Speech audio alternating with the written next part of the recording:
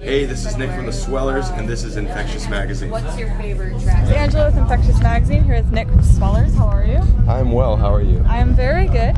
You guys signed to No Sleep Records a few months ago. You're releasing a new album, so you have a lot going on. Yep. Can you tell us a little bit more about that decision and what fans can expect from the new album? Well, No Sleep has been talking to us for a long time because we've been good friends and fans of the label for a while. And now that we're free agents,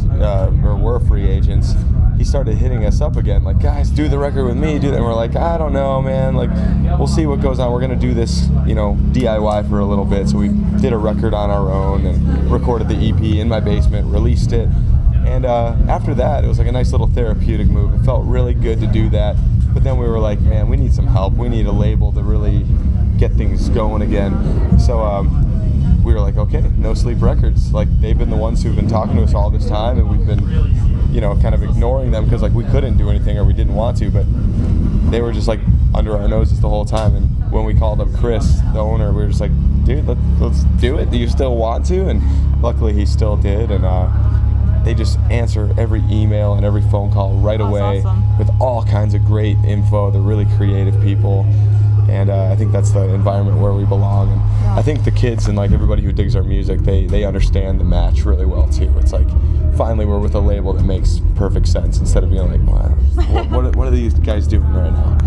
So yeah, good match. I like it. You talked about kind of along the same lines, leaving the previous label and how you didn't want people to think that you were just dying out. Right. Do you think that a lot of potentially huge changes don't get made for fear of similar reasons, like becoming irrelevant or unknown? Yeah, I mean, I think either way we were going to leave the label. And yeah, it was kind of scary at first, especially for some of our band members, and they were just like, if we leave the label, that, like, it means we're defeated, it means we're done. But the thing is, like, we asked to leave the label. It wasn't like they booted us. Like, they didn't murder us. We kind of committed suicide. But to me, it wasn't that at all. It was the kind of band we are. People understand our work ethic at this point. And the fact that we did a record on our own and put it out on our own label, that was a huge move for people. Even though it didn't really get around as much because it wasn't on a label, people really loved it. And then when No Sleep came around, they wanted to re-release the EP, and it's gotten much more circulation now. So this EP that we thought was going to have like a 4-month lifespan ended up going on almost like a year now. So really happy that happened. And yeah, I think a lot of people are afraid to make big moves, and every move that we make is a pretty big move. It's really risky. We never know. We don't know the right answers. We're always just trying, but we've always been a little bit, we've always made the weird move instead of like the smart move, because we always just wanted to kind of freak people out and do something unexpected and shake things up. But we're kind of playing it a little safer now, kind of like following in the footsteps of some of these bands that are doing really well in our scene right now, and we're learning quite a bit as we go. I think it's important to try and be out of your element from time to time. Yeah, and I mean, I'd say we are as far as our music goes. So we'll play ball with everything else, but we'll still make whatever music we want to make. So that's the number one thing for us, I think. Having been around so long and observed the industry from so many points, because you did release on your own, through your own label and everything, what have you taken away from all of it, and can you offer as far as advice from both sides? I think basically, if you're working with people who aren't working as hard for you as you are for them, then something's wrong. If you're out there touring your butt off and then the label's just sitting around, that's not a very good relationship. So one thing we learned was, like, when we were doing the DIY stuff in our own label and everything, we learned how to keep track of all this stuff, how to order all this stuff, how much it costs to do all these things, how to make a record for under $1,000, which we did.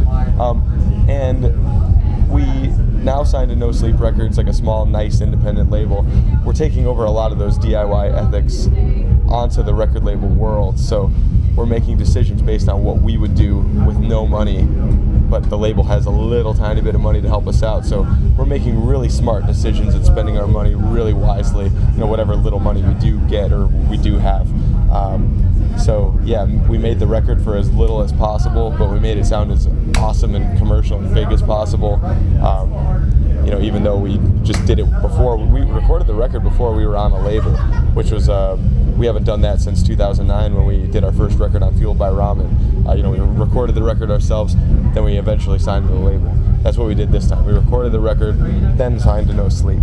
So it's kind of going back to 4 or 5 years ago, whenever that was, when we were trying to figure everything out again. So it's like round 2 for us.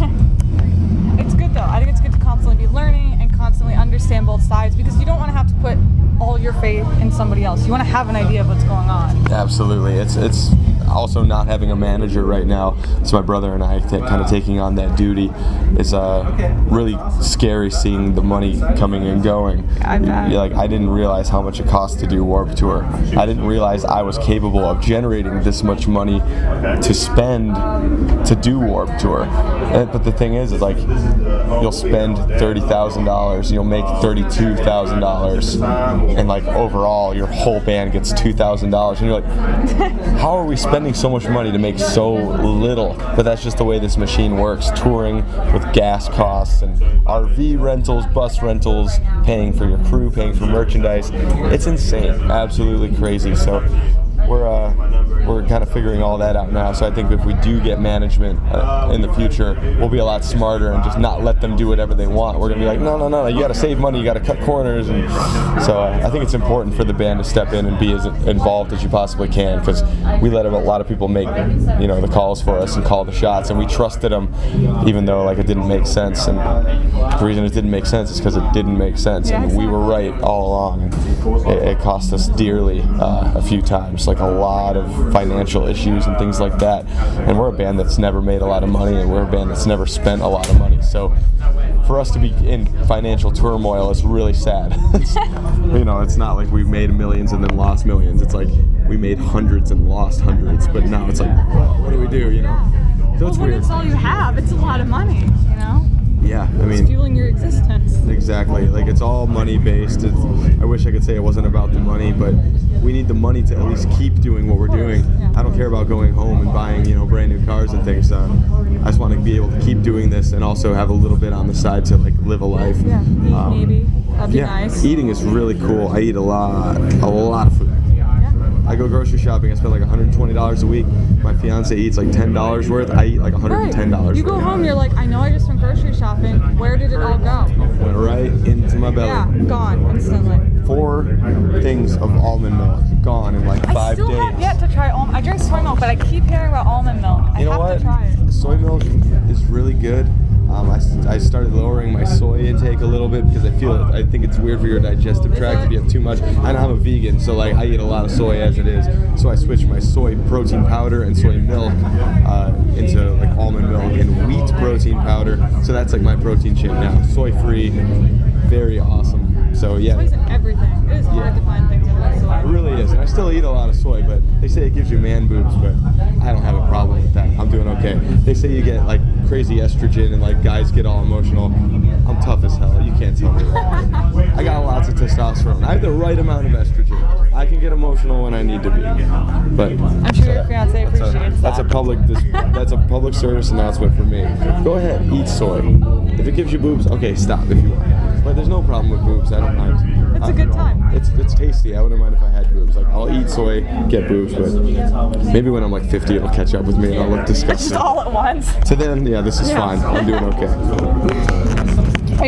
When speaking about time off from labels and other interviews, again, what we were talking about before, you mentioned that it's a lot harder to be in control of something if you're on tour and you're not constantly hands-on doing it. Yeah. So again, what is something that you think bands, whether they're starting out as DIY bands or they're seasoned veterans, tend to overlook or take for granted in the whole process? I think you gotta just kind of keep yourself in check. I talked to so many bands that used to be absolutely humongous, touring with 2 tour buses, one for their crew, one for the band, and then their popularity starts dwindling and the money isn't coming in like it used to, but they kind of keep living large like they were really big back in the day.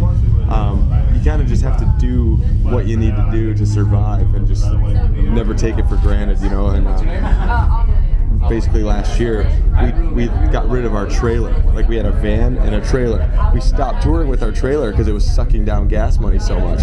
And I feel like the only reason we stayed afloat was because we saved that extra money. You know, like, don't get hotels if you don't need them. If you could stay at someone's house for free, that money really racks up, you know. So seasoned veterans as well, just like, if you're doing really, really well, you could be saving all this extra money that you don't realize you're spending, and you could live for like an extra 5 years after your band breaks up. It doesn't last forever unless you're a super huge band. Like 10 years maximum usually for these kinds of bands that are on Warped Tour. So, and most of the time it's like 2 years. I've never heard anybody put a life expectancy on a band like that before. You know, it's like when I think about the bands that like I really love that are doing well but are kind of just hanging in there now, it's like they're at the 10-year mark, you know, and a lot of these bands, like, their first record that they put out is their big record, and it gets them huge, and then from there it goes down.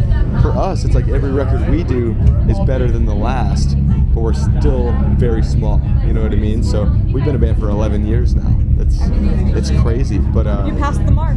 We've passed the mark, which is really cool. You could look at it as success, or you could look at it as we're just very stubborn and stupid, and why are we still doing this? So I go back and forth between the two, but I still have music to make, I still have shows to play, so that's why we're still doing it. Oh, what is one question you'd like to be asked but never have been, and what is the answer? Man, I don't know. I would have to say, like what happened. I want someone to ask, like, what happened to punk rock, because It's the second time I've heard that. This is so weird. Really? Yeah. Because it's very different. It's so different right now.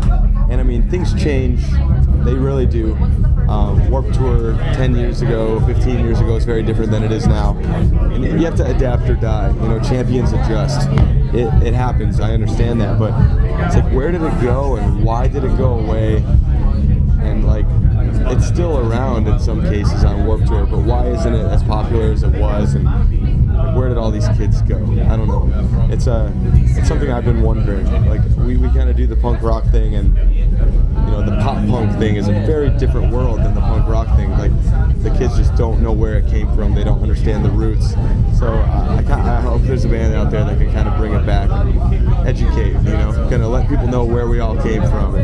It went further back than Newfound Glory and Blink-182. There were bands before them. They did exist, yeah. I love those bands, but like there's a lot going on before them. And I was thinking about that this morning. It's just like, that's so weird. Like, I'm not too bummed out that it's been gone, but like, it is interesting though. very weird to think about. Yeah.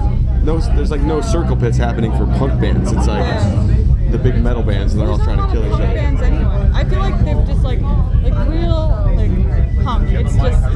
It's really hard to find. And like, it's like I can't be here pointing my finger and telling you who's punk and what's not, but we're a punk rock band because we get in the van, we get out of the van, we play our show, we sweat, we get back in the van. That's punk rock. We're doing it despite radio, we're doing it despite MTV. It's definitely just the way we do things, and I don't care what anybody else says. I know what I do. Like, my hands are blistered and falling apart. I'm not selling out, I'm working for what I have, Everything that we do, it's all like the same mentality. So bring it back. We're a punk rock band. We're gonna keep doing it until people stop paying attention, and people are still paying attention, which is great. So we're still here. And is there anything else you'd like to add? No, just thanks for doing the interview, and thanks for hanging out. I appreciate it. Yeah, thank you very much.